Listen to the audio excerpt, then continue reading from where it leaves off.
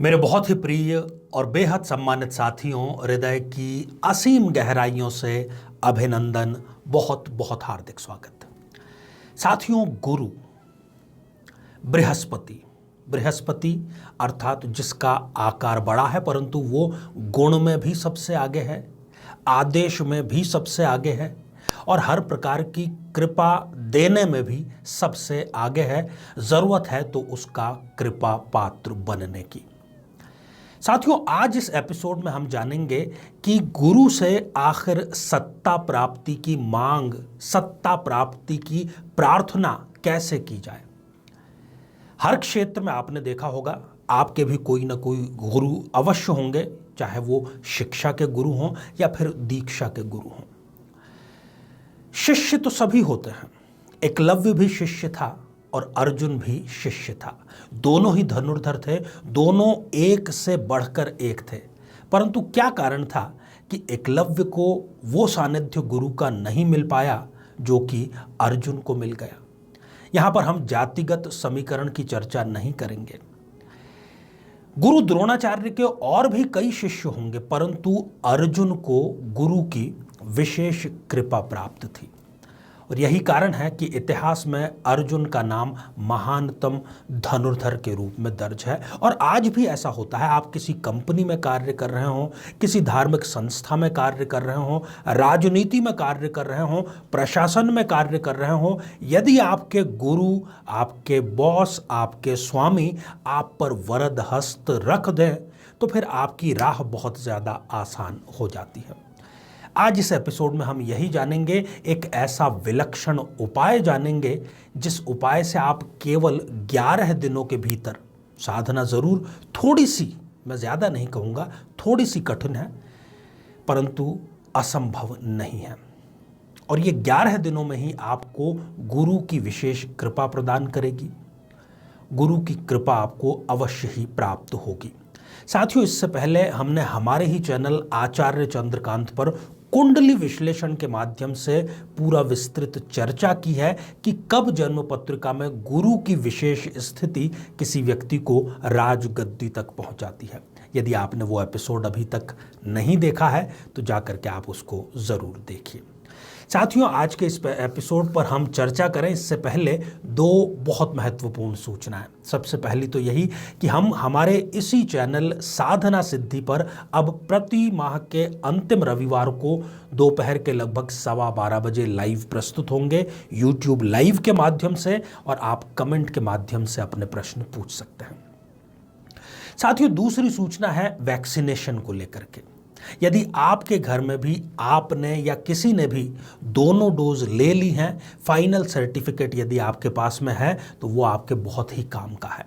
आप उसको हमारे व्हाट्सएप नंबर, जो कि आपको अभी स्क्रीन पर नज़र आ रहा है, उस पर व्हाट्सएप करिए।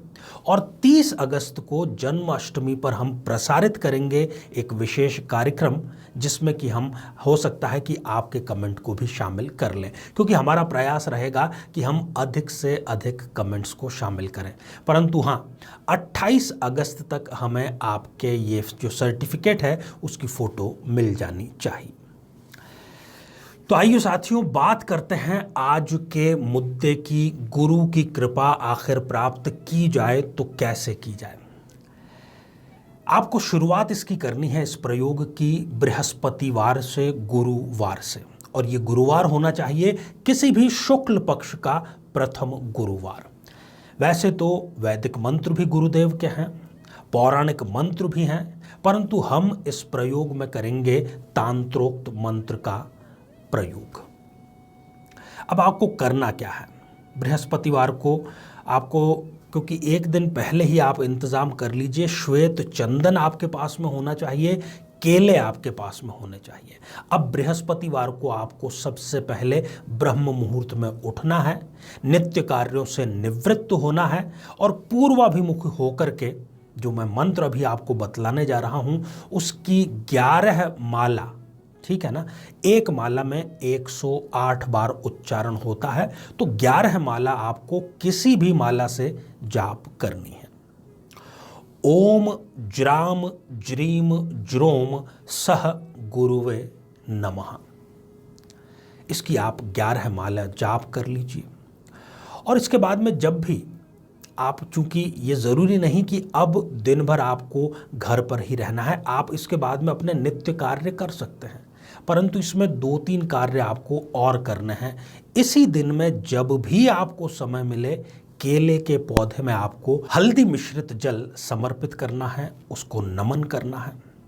11 केलों का आपको वितरण करना है ऐसे लोगों में जिसको उनकी वास्तव में ज़रूरत है। अब इसके बाद में ये जो 11 दिन तक आपको यही रूटीन करनी है, इसमें आपको वो प्रयास जारी रखना है जो कि सत्ता प्राप्ति के लिए ज़रूरी है। आपको यदि अपने गुरु से मिलना है तो आपको मिलना भी चाहिए। आपको यदि कोई मीटिंग आयोजित करनी है, कोई समारोह आयोजित करना है, किसी से भेंट करनी है तो वो भी करना चाहिए, पर श्वेत चंदन का तिलक आपको ज़रूर धारण करना चाहिए। तिलक भी आप चाहें तो धारण कर सकते हैं, या फिर आप एक बिंदी भी धारण कर सकते हैं। तो ये सारे के सारे जो कार्य हैं आपको 11 दिनों तक लगातार करने हैं। बृहस्पतिवार से प्रारंभ करना है, फिर रोजाना करना है, और 11 दिवस में किसी भी प्रकार की बीच में आपको अवकाश नहीं लेना है। हो सकता है आप कहेंगे कि अब संडे का अवकाश रहता है तो हम उस दिन मीटिंग का आयोजन नहीं कर सकते, या गुरुदेव से आपके मिल नहीं सकते, बॉस से मिल नहीं सकते, तो संडे को आप छोड़ दीजिए। परंतु संडे को आपको मंत्र जाप करना है, केले का दान करना है, तिलक आपको धारण करना है, और केले के पौधे में आपको जल भी ज़रूर ही समर्पित करना है। साथियों, आप चमत्कृत रह जाएंगे। 11 दिन के भीतर ही आपको आगे से चला करके एक ऐसा अवसर आएगा जो शायद आप सोच भी नहीं सकते थे। आपको ज़रूर अपने गुरुदेव का वृहद हस्त प्राप्त होगा। तो साथियों, आप इसका अधिक से अधिक मात्रा में ज़रूर प्रयोग कीजिएगा। साथियों, हमारा ये प्रयास रहता है कि हमारे इस चैनल साधना सिद्धि के माध्यम से हम ऐसी गूढ़ और कठिनतम साधनाएं सरलतम रूप में आपके लिए लेकर के आएं, जो कि आपके मनोकामनाओं को पूर्ण करने वाली हो, आपके जीवन से संकटों का शमन करने वाली हो। तो साथियों, आप सभी स्वस्थ, समृद्ध और शांतिपूर्वक जीवन व्यतीत करें। नमस्कार। जीवन में किसी समस्या का सामना कर रहे हैं, जैसे कि शादी में देरी होना, पति पत्नी में मनमुटाव या तलाक तक की नौबत आ जाना, संतान का प्राप्त न हो पाना, नौकरी या धन प्राप्ति में बाधा आना, जीवन के प्रत्येक क्षेत्र में किसी न किसी प्रकार की बाधा आना, तो आज ही अपनी जन्म पत्रिका का संपूर्ण विश्लेषण करवाएं और पाएं समस्या से सदैव के लिए मुक्ति।